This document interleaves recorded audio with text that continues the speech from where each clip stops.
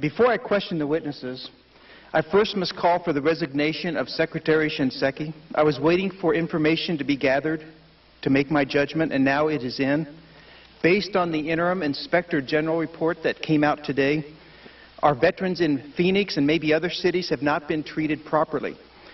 This report states, quote, "Our review at a growing number of VA medical facilities have confirmed that inappropriate scheduling practices are systemic throughout VHA. The tragic possibility that veterans who have died while on the waiting list have died because of the waiting list is still open. The OIG will hopefully answer this in their final report, though not in this interim report. Even if the Secretary did not know in advance of these wrongdoings, and I don't believe he did, these violations should not have happened on his watch. I believe that Secretary Shinseki's service while in active duty was honorable, but success in the military does not automatically translate into success in the policy and political realms.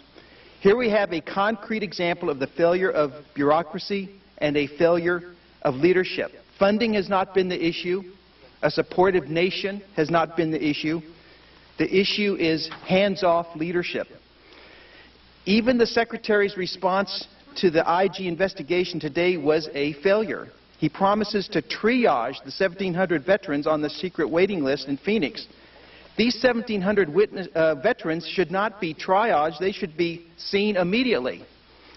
Dr. Lynch, 1,700 veterans are on a secret waiting list in Phoenix with average wait times of 4 months for a primary care visit. We know of similar stories emerging elsewhere. Why are thousands of veterans waiting months for care at the VA when there is a system already in place to treat these men and women in the private sector using fee basis? If the care is not available at the VA, they can go to any private hospital or clinic and get immediate care. Why isn't that being done? Congressman, that is being done.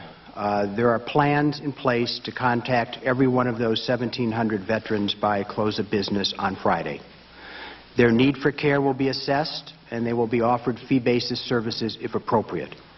Across VHA, there is also a process in place which began approximately a week or so ago, and that process is asking each of the facilities to look at their wait lists, to identify those patients who are waiting for care, to contact those veterans, and to offer them fee-basis services if that's what they request. And I'm glad you did not say that you're waiting for more money from Congress. The money has been given to you. The money is there. In fact, money has carried over each of the last 5 years. From 2010 to 11, $1.5 billion was carried over. $1.1 billion from 2011 to 2012. Even this year, we anticipate $500 million being carried over. So money is not the issue. You would agree with me on that. Congressman, care is the issue. And we need to assure that if veterans have been waiting, that we identify those veterans and we provide care in the community if necessary. Okay. Well, I would view this as a type of disaster relief that veterans are entitled to, and the money is there. Ms. Mooney, let me ask you this. I recently spoke with the directors of VA healthcare facilities in Colorado and asked them about whether there are waiting lists in Colorado. They assured me that there was not to their knowledge, but when the information comes out in a report like this that there are systemic problems throughout the country, we have problems getting the documents that we want.